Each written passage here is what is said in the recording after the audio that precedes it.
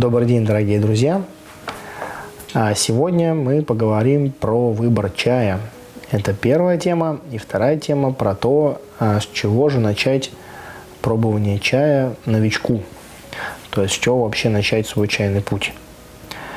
Эти темы немного взаимосвязаны. Почему? Потому что люди, которые только приходят в чай, они, как правило, знают не так много и названий сортов, и того, что и как стоит пробовать и так далее.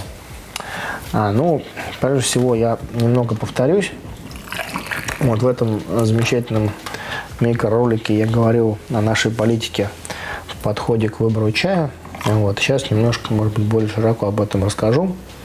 Прежде всего, сказать, что у нас теперь можно с полной гордостью заявить, что все абсолютно чаи, которые мы продаем, они куплены в местах, где они делаются. То есть не у перекупщиков, даже не на каких-то рынках там локальных, а именно у людей, которые их делают непосредственно. То есть так получилось замкнуть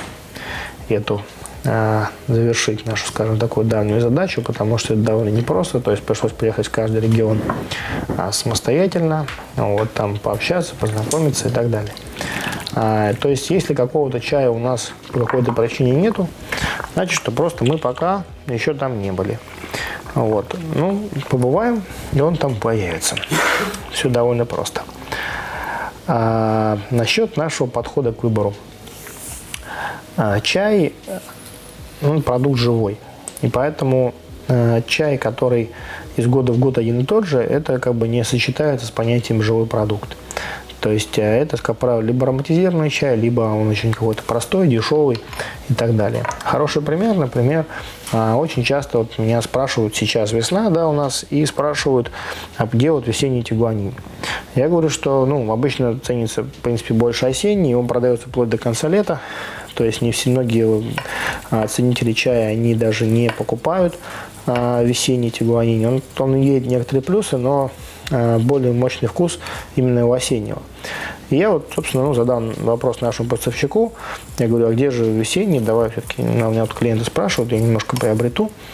Ответ был таким, что сейчас тут дожди, и конечно, у нас он есть, но я бы тебе, как моему давнему хорошему другу, не советовал брать этого года весенний чай, по крайней мере, сейчас. А потом уже будет только летний, то есть, в принципе, я бы тебе не советовал брать его вообще, возьми лучше чаек осенний, потому что он у нас хорошо хранится, и осенью будет уже настоящий хороший чай. И я, в общем-то, послушал его советы, пока весенний решил не закупать. Может быть, еще поговорю с другим поставщиком, может быть, у него есть что-то хорошее. То есть такой момент. Это всегда живой процесс. Каждый сорт, он каждый год разный. Причем он не только каждый год разный, у нас еще и меняются поставщики, меняются. Это очень динамичный процесс. То есть у нас закупка происходит не очень большими объемами, непосредственно у тех, кто его делает. И, как правило, эти производители есть крупные, конечно, но большинство очень небольшие. И, может быть, у него там всего за год 50 килограмм этого чая или 30. И больше его нету. Если какие-то дорогие сорта, это может быть вообще счет на 3 килограмма или 5. И больше этого чая просто нет. Сейчас попробую пробнички из Фудина. Красный чаек, очень интересный. Пока у нас его еще нету. То есть это ручной процесс. И поэтому очень часто такое происходит, вопрос у меня основной. Кончается какой-то известный чай, который все знают. Например, Дахунпао. Нет у нас Дахунпао, но при этом у нас есть 20 сортов других вышинских лунов. Но потребитель, к сожалению, привыкает к какому-то известному названию или к какому-то сорту, который ему понравился, и постоянно спрашивает именно его. Я вас хотел бы попросить, дорогие друзья, вы не пугайтесь экспериментировать, потому что чая очень много. Чай весь интересный и хороший. Чтобы познакомиться с новым чаем, не нужно ничего специального. Купите его 10 грамм, попробуйте, и вы поймете, что это и почему. То есть очень многие сорта, которые по каким-то причинам не раскручены, неизвестны, они на самом деле очень заслуживают внимания к себе и действительно стоят того. В нашем ассортименте, если что-то появилось, как я уже много-много раз говорил, оно появилось не просто так. Поэтому пробуйте, не бойтесь пробовать. Не бойтесь, если неизвестное название, пробовать все равно. Вот. То есть название, оно о чае говорит не так много, как его вкус. Вот. И не значит, что если чай неизвестный, то он, значит, не такой классный, как известный. Просто известный, он более раскручен, по каким-то маркетинговым причинам он стал популярен. Вот. Но это абсолютно не значит, что непопулярный чай хуже. Вот. Это вот первое. А второе, это то, что чай постоянно меняется. То есть даже какой-то чай с одним и тем же названием, он, естественно, постоянно разный. То есть есть как минимум какая-то партия, урожай, закончился, он другой. И часто это тоже их удивляет, почему же так. Ну, опять-таки, по вышеописанным причинам. То есть разный сбор, разная погода, разные абсолютно условия там, обработки. Даже, может быть, серьезно, тоже тот же самый производитель, и все равно чай разный. А что же говорить, если чай разные производители, да, там, то есть, естественно, он очень сильно отличается. Вот, и разные цены на абсолютно одинаковый по названию чай. Это тоже абсолютно нормальная история, надо просто пробовать и не стесняться, как бы это делать, не бояться. Вот. А второй вопрос, это, в общем-то, касается новичков, прежде всего, насчет того, с чего же начать. Вот. Я бы советовал начинать именно с пробования большого количества разных сортов чая. Потому что часто такая бывает проблема, когда человек очень стремится к чаю и отворачивается от чая из-за того, что он попробовал что-то не то, что ему не понравилось. Либо этот чай был плохо заварен, либо это был просто плохой чай какого-нибудь там не очень добропорядочного продавца. Либо он попробовал сорт, который просто не его. То есть, например, многим не очень нравится с первого раза Шупуэр. Там кажется земляным и так далее. А потом из-за того, что очень много распространено Шупуэра действительно плохого качества. Это абсолютно массово у нас имеет историю в России. То есть пуэр сейчас можно купить вообще практически везде, а хорошего пуэра при этом не так-то и много. Вот. Ну, в принципе, всего чая касается, но пуэра в особенности. Вот. И в такой момент просто нужно пробовать разное. Не нужно стесняться и бояться там, ой, я попробовал один раз этот там чаек, и мне он не понравился, значит, конечно же, теперь весь этот чай плохой. Абсолютно не так. То есть нужно попробовать еще, нужно попробовать другой и так далее. Вот. А знакомство с чаем – это большой очень процесс, это не раз, то, что ты попробовал один раз, ходил на церемонии, и все, и ты познакомился с чаем. Я до сих пор не знаком с огромным количеством чая и очень много чего не знаю, хотя уже там, в общем-то, лет 10, наверное, его пью постоянно.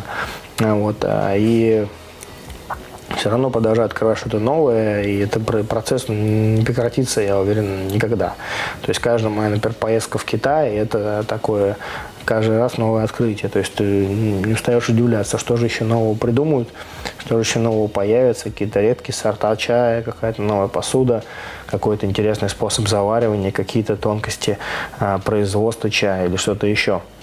То есть это процесс бесконечный. То же самое с постижением чая. То есть это не то, что вы там купили себе наборчик, и вот сейчас вы все стали чайным мастером, все в нем быстро поняли за один раз.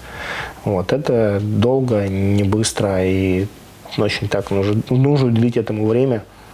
Вот, то есть недаром говорят, китайцы к чаю приступают тогда, когда везде опоздал. То есть, ну, это касается и чаепития, это касается и вообще чая в целом. То есть он не терпит какой-то такой спешки и такого, скажем, невнимательного ознакомления. Вот, поэтому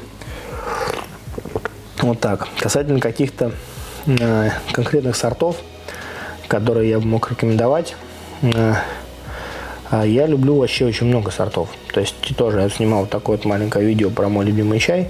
Вот, но могу только лишь повториться, что чай следует пить разный, много, и вкусы у всех свои. Вот, и не останавливаться на чем-то одном, то есть постоянно двигаться.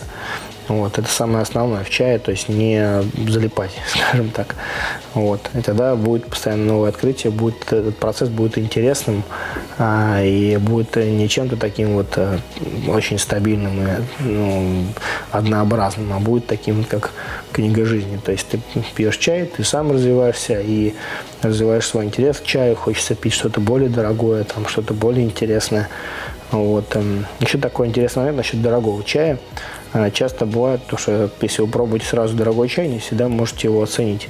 Это, в принципе, абсолютно нормально, потому что если вы пили до этого чая немного, то разделить то есть найти вот это отличие и грань, в чем именно качество именно дорогого чая, ну, уже не так просто бывает. Особенно учитывая то, что дорогой чай требует внимательного заваривания и требует, ну, скажем, даже атмосферы для его пробования. Это не просто не чай, который ты закинул там в чашку и побежал. Это как бы немножко другая история. Ну, вот как-то так. Вот. Я желаю всем приятных чаепитий и до новых встреч.